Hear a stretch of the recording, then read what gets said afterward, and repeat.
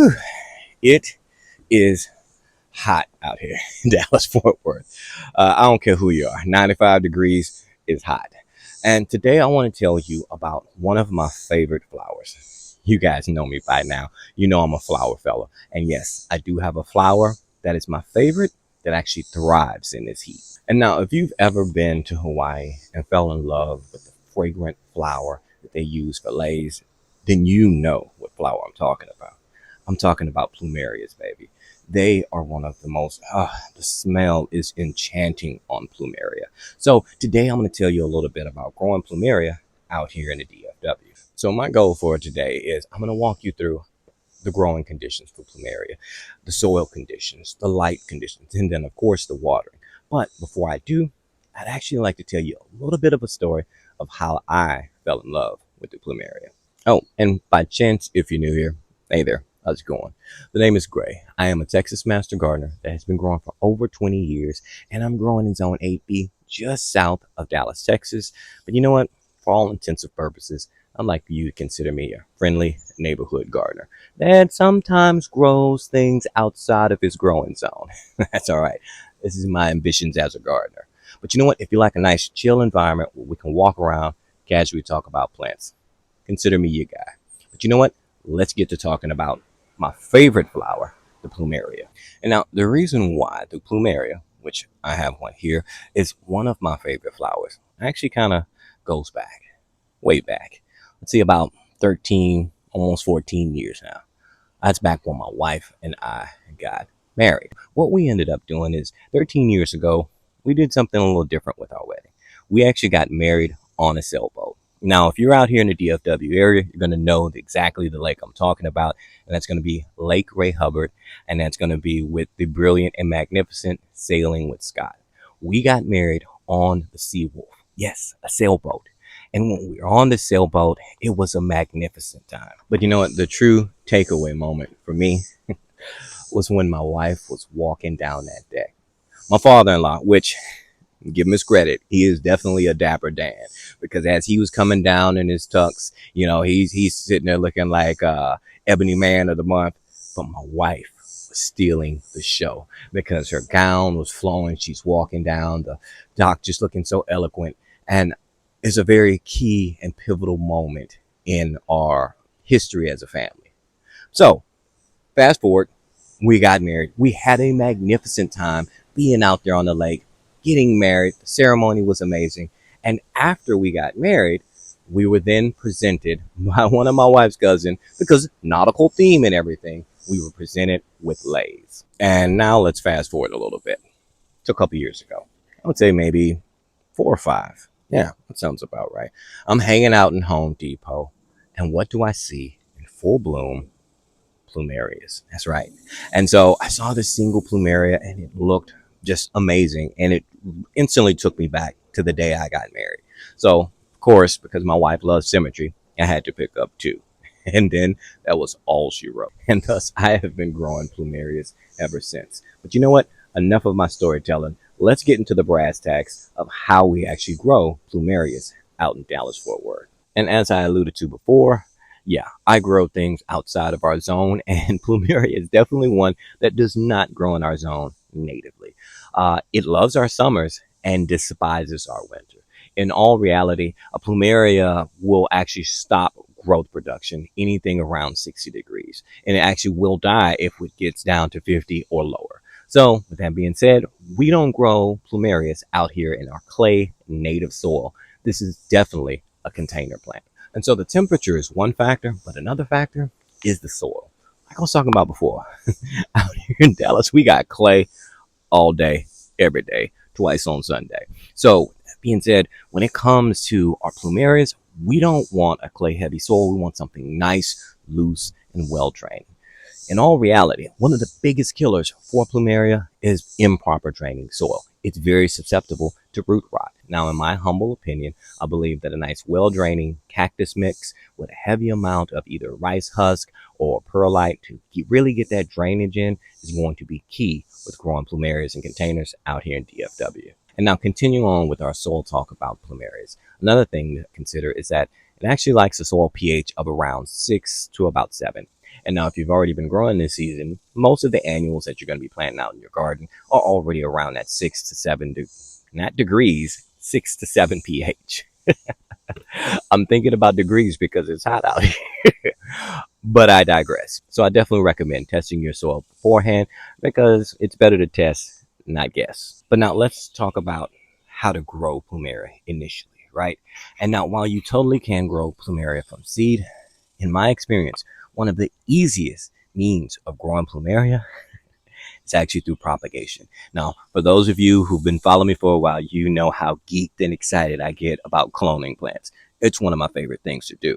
And Plumeria is totally no exception. And case in point, the Plumeria that I have right here today, as my mic hangs from my dreadlocks because I need both hands. This Plumeria that we're looking at today is actually just what I said. It's from a cutting.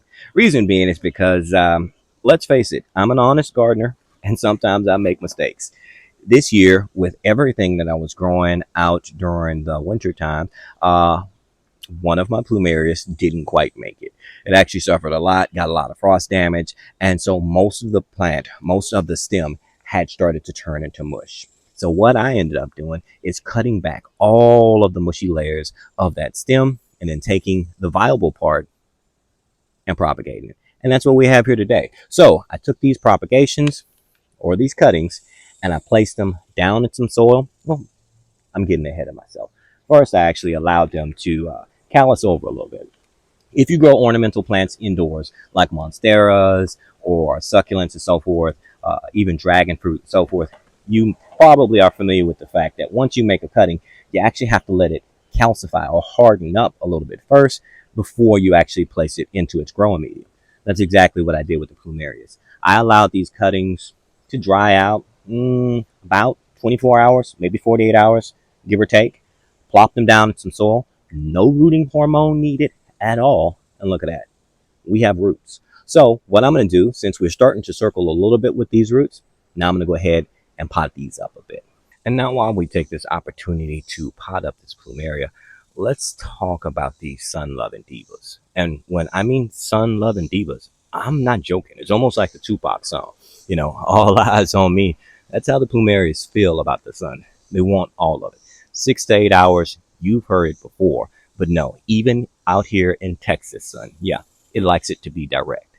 Now, with that being said, if you notice, while I'm potting up here, I'm actually not out in the direct sunlight. Because even though it loves being out in the direct sun, it wants all it can possibly give, still, whenever we're transplanting any kind of plant, we definitely still want to be out of the direct sunlight because it'll be too harsh during the transplant process. We don't want to shock this plumeria. And thus, for right now, we're going to leave her out in this partial shade, give her a nice drink, and we'll leave her here about maybe 2 3 days until we move her out into that direct sun she prefers. Now, let's talk a little bit about pruning, general care, and maintenance. All right, so first and foremost, remember, loves full sun, loves a nice, well-draining soil. So with that being said, as far as your watering, if you have it in a nice, well-draining soil, I would probably water daily, given our temperatures and our sun exposure that's going on right now. But one general rule of thumb, if you're not sure on the water, stick your finger down there. Stick your finger right down in that soil, about all the way a knuckle deep. If that top layer has dried out, go ahead and water. If it's still moist, maybe hold off a little bit. Now let's talk about pruning. All right, so in my opinion, there might be some different schools of thought on this. And of course, if you're a plumeria grower and you have different schools of thought, feel free to respectfully share them in the comments so that we can all learn how to grow plumerias, right? But in my opinion, the more pruning, the better. Reason being is because every time you cut that stem on your plumeria, that creates a branch. The more branches, the more bushy it is. And the more bushier it is, the more blooms that you can get. I mean, in my opinion, it's a win-win. Plus, another factor is as it starts to get too tall, given the wind situation that we have out here, it can kind of get real top heavy. And a nice gust of 20-mile-an-hour wind can easily knock it over, knock your blooms off, and then possibly even knock some of your branches loose. And now I'm 100% speaking from experience because the day that I purchased my plumerias and was bringing them home, down the hill. I sat one down because it was too heavy. Let's be honest. I was overcompensating. I was doing too much, as the kids say. And I was bringing one down the hill. And then when I went to go get the second one to bring it down to the pool area, the wind caught it.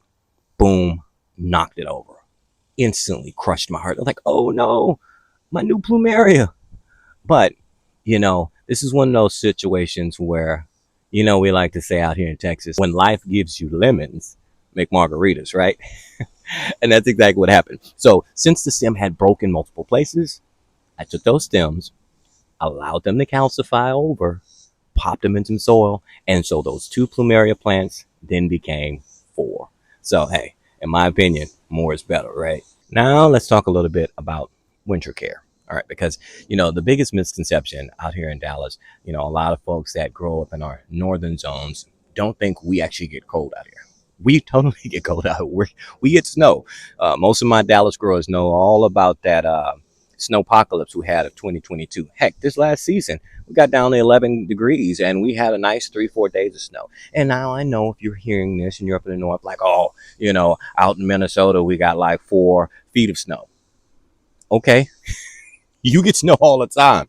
We don't get it that often. We kind of freak out down here when we do get it, but we do get it nonetheless. So with that being said, if you want to care for your plumerias over the winter, the best advice I can give you is if you have a greenhouse, of course, put them in the greenhouse.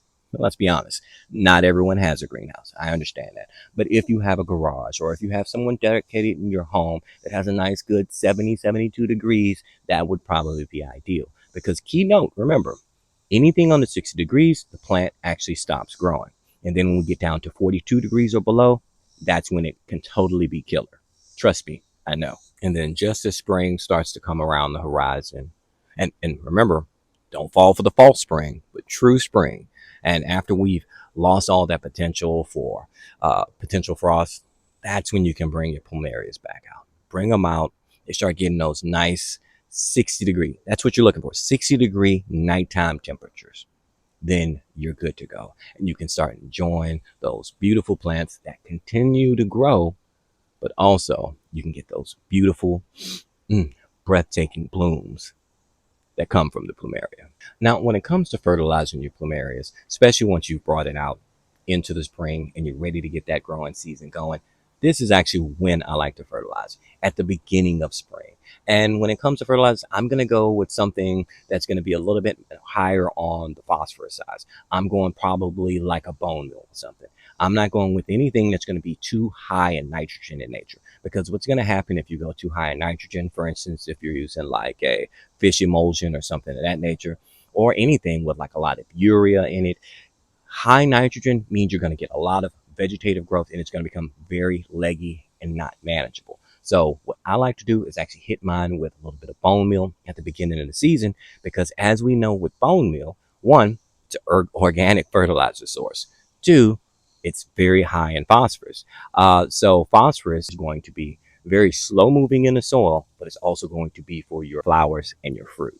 And now to recap. When it comes to a plumeria, remember, tropical plant, loves the sun, hates the cold. It needs well draining, very loose soil. I truly do recommend something that's like a cactus or succulent mix. And then go light on the fertilizer. We want to go phosphorus, maybe potassium, but not that much on the nitrogen. Now, if you grow plumerias out in the DFW area, which don't worry, I know it's quite a bit of you. There's a whole community dedicated on Facebook. I think it's DFW Plumeria growers, right?